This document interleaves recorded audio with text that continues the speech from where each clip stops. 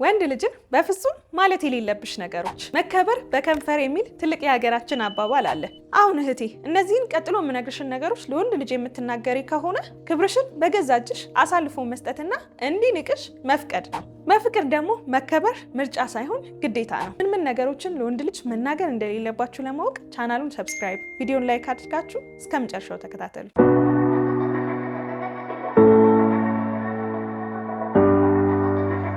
ሰላም እንዴት ናችሁልኝ? ናፊዳር ነኝ። እንደምታውቁት ይህ ሁለተኛ የዩቲዩብ ቻናሌ ነው። በዚህ ቻናሌ ደግሞ እኛ ሴቶች እንዴት አድርገን ከወንዶች ጋር ስኬታማ ውጤታማ የፍቅር ግንኙነት እንዲኖረን ማድረግ እንደምንችል እናወራለን፣ እንመካከራለን። አዲስ ከሆናችሁ ሰብስክራይብ አድርጉ፣ ብዙ ታተርፋላችሁ። ከመጀመራችን በፊት ይሄ ቪዲዮ ለብዙ እህቶቻችን እንዲደርስ ላይክ አድርጉት። የመጀመሪያው እንግዲህ መናገር የሌለብሽ ንግግሮች። በነገራችን ላይ እውነት ለመናገር እኛ ሰዎች የምናደርጋቸው ድርጊቶቻችንም ንግግሮቻችንም በሰዎች ዘንድ አክብሮትንም ንቀትንም የሚያመጡልን እነርሱ ናቸው፣ የራሳችን ንግግሮችና ድርጊቶቻችን ማለት ነው። እርግጥ ነው አንዳንድ ሰው አለ በቃ በራሱ ዓለም ውስጥ ስላለ ለራሱ ክብር ስለሌለው ሌሎች ሰዎችንም የማያከብር የሚንቅ ሰው አለ። እሱን ኤክሰፕሽን እንያዘውና ማለት ነው። በቃ የምናደርጋቸው ነገሮች የምንናገራቸው ነገሮች በራሱ ያስከብሩናል ወይ ያስንቁናል። ለዛ ነው መጠንቀቅ ያለብን ድርጊቶቻችን ላይ ንግግሮቻችን ላይ ማለት ነው። ስለዚህ የመጀመሪያው የማያስከብርሽ ወንድ ልጅ ጋር ሄደሽ ማውራት መናገር የሌለብሽ ነገር ምንድነው? የማማረር ንግግሮችን ነው። በቃ ሰዎች ነን፣ በህይወታችን ብዙ ችግሮች ብዙ ፈተናዎች ሊገጥሙን ሊኖሩብን ይችላሉ። ግን እነዛን ችግሮችና ፈተናዎች እያነሳን ሁልጊዜ የምናማረር ከሆነ በቃ በጣም አሰልቺ ብዙ ችግሮች እንዳሉ ካንቺ ጋር መሆን ብዙ የሚያስደስት ነገር እንዳልሆነ አለ አይደለ? በቃ እነዛ እንዲሰማው ታደርጊዋለሽ። እርግጥ ነው ችግሮችን በምታወሪበት ሰዓት ላይ የሆነ መፍትሄ የሚሰጥሽ ሰው ይኖራል፣ የሚያግዝሽ ሰው ይኖራል ምናምን ይገባኛል። እነሱ ሁሉን ነገሮች ሳልረዳ ቀርቻ አይደለም። ግን በቃ ሁሉ ነገር ሊሚት አለው አይደለ? ችግሮቻችንን ለሰዎች የምንናገርበት የምናስረዳበት ደረጃም አለው። መጀመሪያ ላይ እንደተገናኛችሁ እኔ ገሪ ነኝ እንደዚህ ሆኜ እንደዚህ ተፈጥሮ በህይወቴ እንደዚህ በቃ ሁሉ ነገር የማማረር ምናምን ከሆነ ምን ይሆናል? ሀዘኔታ ይፈጠርና አብሮሽ ያለው ስላዘነልሽ አብሮሽ ያለው በቃ አለ አይደለ የነገርሽው ነገር ስለከበደው እንዲሆን ያደርገዋል። ያ ደግሞ ትክክል አይደለም። እውነተኛ ሰውን ወደ ህይወትሽ እንዲያመጣ አያደርገውም። ስለዚህ በተቻለሽ አቅም የማማረር ነገሮችን እንዳልኩት ከባድ ፈተናዎች ከባድ ነገሮች በህይወትሽ ይገጥሙሻል። ሁላችንም ሰዎች አክቹአሊ ሰው ሆኖ የማይፈተን የለም። ሀብታም ሆነ ደሃ ሆነ የተማረ ሆነ ያልተማረ ሆነ በቃ ምንም በሉት ምን ሰው ሆኖ የማይፈተን የለም። ይለያያል ወቅቱ የፈተናው አይነት እንጂ ማለት ነው። ሶ በተቻለሽ አቅም የምታማረሪ ሴት አትሁኚ። ሁልጊዜ ምሬት አትሁኚ። ከሰዎች ጋር ከወንድ ልጅ ጋር በምታወሪበት ሰዓት ላይ በተለይም ደግሞ የመጀመሪያዎቹ ጊዜያቶች ላይ መተዋወቁ ማውራቱ በቃ አይደለ እርስ በርስ መተዋወቁ ጥሩ ነገር ነው ብዬ አስባለሁ። ከዛ በፊት ግን መማረር ከሆነ በቃ አንቺን የሚስልሽ በዛ እንዲሆን ታደርጊዋለሽ። በቃ ሁልጊዜ አንቺ ጋር ሲመጣ ችግር የሚሰማ ሁልጊዜ አንቺ ጋር ሲመጣ መማረር ብቻ ከሆነ ቀስ በቀስ እንዲርቅሽ ታደርጊዋለሽ። ካልራቅሽም ደግሞ አብሮሽ ያለው ወዶሽ ጥሩ ፐርሶናሊቲሽን አይቶ ሳይሆን አዝኖልሽ እንዲሆን ታደርጊዋለሽ። ይሄ ደግሞ የማያስከብርሽ ይሄ ደግሞ ችላም እንዲልሽ የሚያደርግ ነው በኋላ ላይ በጊዜ ሂደት ማለት ነው። ሶ አስቢበት። ቢመጣም ወዶሽ ሳይሆን አዝኖልሽ ነው። ከሄደ ደግሞ ችላ ብሎሽ ነው። በቃ እሷ ሁሌ እንደዚህ ናት ብሎ ማለት ነው። ሶ አታድርጊው። ሁለተኛ ሀሜት።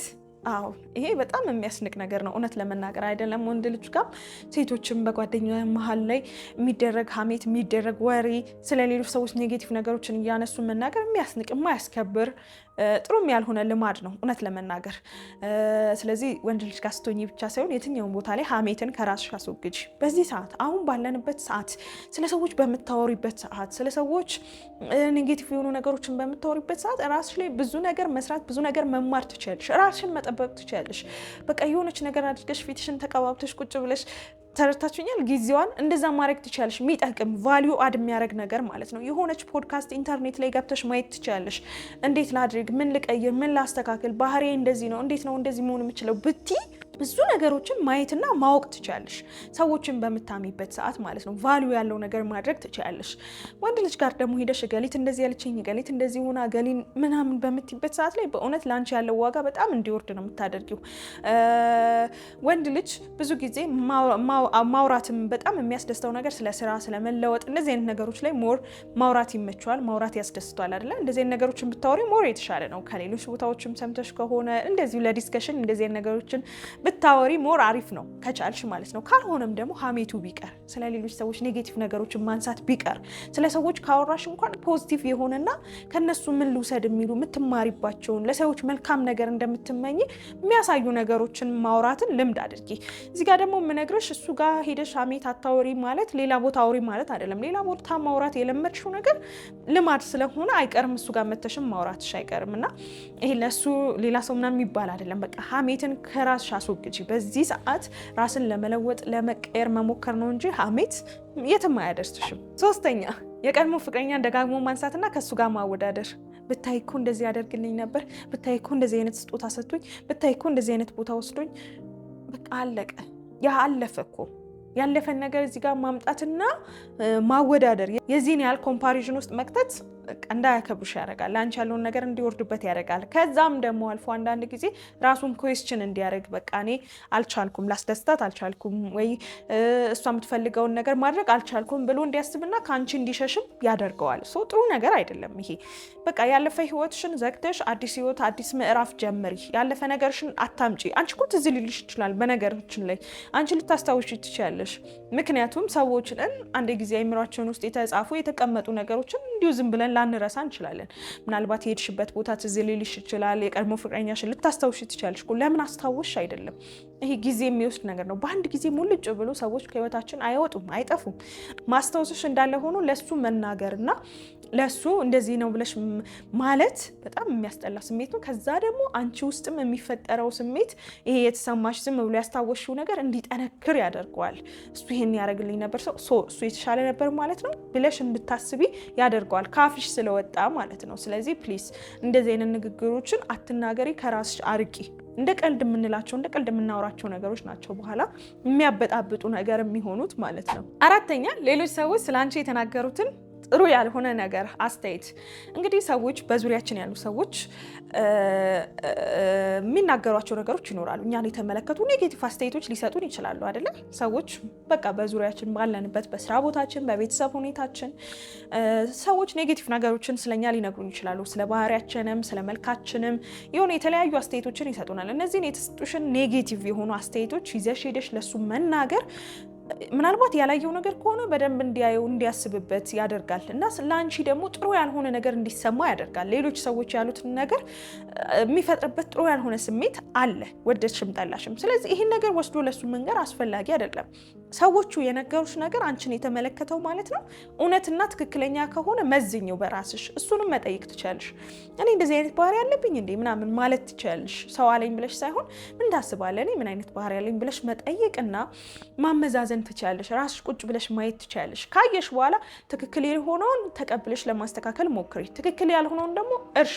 ምክንያቱም ሰዎች ብዙ ነገር ይላሉ፣ ብዙ ነገር ያወራሉ። ስለዚህ ሁልጊዜ እዛ ላይም መቆየት አለብን ማለት አይደለም። ግን ሰዎች ደግሞ የሚሰጡት ሀሳብና አስተያየት በጣም ይጠቅማል። ለምሳሌ እኔ በራሴ ምሳሌ ልስጣችሁ። እዚህ ማህበራዊ ሚዲያ ላይ ስመጣ፣ ሶሻል ሚዲያ ላይ ቲክቶክ ላይ በቃ ብዙ አይነት ሀሳብ አስተያየቶች ይሰጡኛል። መጀመሪያ አካባቢ ላይ የሚሰጡ ሀሳብና አስተያየቶች ፖዚቲቭም አለ፣ አልፎ አልፎ ደግሞ ኔጌቲቭም አይጠፋም። ግን ምንድነው እኔ የማረገው ነገር ምንድነው መሰላችሁ? ፖዚቲቮቹን ያው ደስ እያለኝ ይቀበላለሁ። ኔጌቲቮችንም ደግሞ ለማየት ሞክራለሁ። ማስተካከል የምችላቸው ነገሮች ከሆኑ አስተካክላለሁ። ማስተካከል የማስችላቸው ከሆኑ ደግሞ ረስቻቸው አልፋለሁ ማለት ነው። ግን በጣም ብዙ የምነግራችሁ ያስተካከልኳቸው የለወጥኳቸው ነገሮች ደግሞ አሉ። አሁን ላለሁበት አነጋገሬም ፕሬዘንት የማደርግበትን መንገድ ሀሳብ የማስተላልፍበት መንገድ ብዙ ነገሮች እንድለውጥ እንዳሻሽል የረዱኝ ሰዎች አሉ። ግን እነዚህ አስተያየቶች መጀመሪያ ላይ ሲመጡ ኔጌቲቭ ነበሩ። ምክንያቱም እዛ ቦታ ላይ ከነበረኝ ማይንድ ሴት አንጻር በቃ ከኔ ጋር የሚሄዱ አልነበሩም፣ ተቃራኒ ነበሩ። እነዛን መቀበል ሊከብድ ይችላል።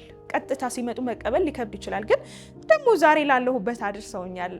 ገባችሁ አይደለ? እየተወረወረባችሁን ነገር አንስታችሁ መጠቀም ብልጥነት ነው። ስለዚህ ሰዎች የሚሰጧችሁን ሀሳብና አስተያየት ቶታሊ አለመቀበል ተገቢ አይደለም። ምክንያቱም ከሰዎች ጋር ነው የምትኖሩት። ከሰዎች ጋር የሚያጋጭ ባህሪ ሊኖራችሁ ይችላል፣ የማያስማማ ባህሪ ሊሆን ይችላል። ስለዚህ ማየትና መመልከት፣ የሚሆነውን ማስተካከል፣ የማይሆነውን ደግሞ መጣል ነው እንጂ ለሱ ፎርዋርድ ማድረግ ለሱ መንገር እንዳትከበሩ ያደርጋችኋል። በመጨረሻ ደረጃ ደግሞ ሰዎች እንደዚሁ አሁንም እሱን የሚያውቁ ሰዎች ለእናንተ መተው ስለሱ የሚሰጧችሁን ሀሳብና አስተያየት ኔጌቲቭ የሆኑ ነገሮች ማለት ነው በፍጹም አትናገሩ። በቃ ኔጌቲቭ ነገር ከሰዎች በተለይ ሲመጣ በጣም ኮንፊደንስን የሚያሳጣ ነገር ነው።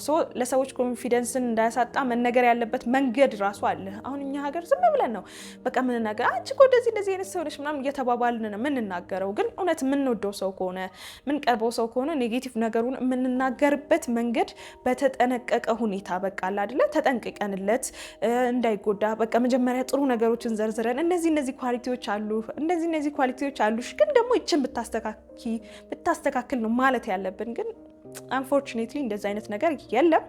አንቺ ደግሞ ለምትወጁ ሰው አብሮሽ ላለ ሰው መናገር ያለብሽ ሰዎች እንደነገሩሽ እንደወረደ አንተ እኮ እንደዚህ እንደሆንክ እገሊት ነገረችኝ እገሊት እኮ ስላንተ ይሄን አለችኝ ብለሽ ሳይሆን መንገር ያለብሽ መጀመሪያ ማመዛዘን ነገሩ እውነት ነው እውነት አይደለም፣ እውነት ከሆነ እንዴት አድርጌ ልንገረው፣ እንዴት አድርጌ ብነግረው እንዲያስተካክል ይረዳዋል ብለሽ ማመዛዘን አለብሽ። ነገሩን እንደወረደ አምጥተሽ ብትነግሪው ምን እንዲሆን ያደርገዋል ማለት ነው? አንቲ እንዲሆን ያደርገዋል።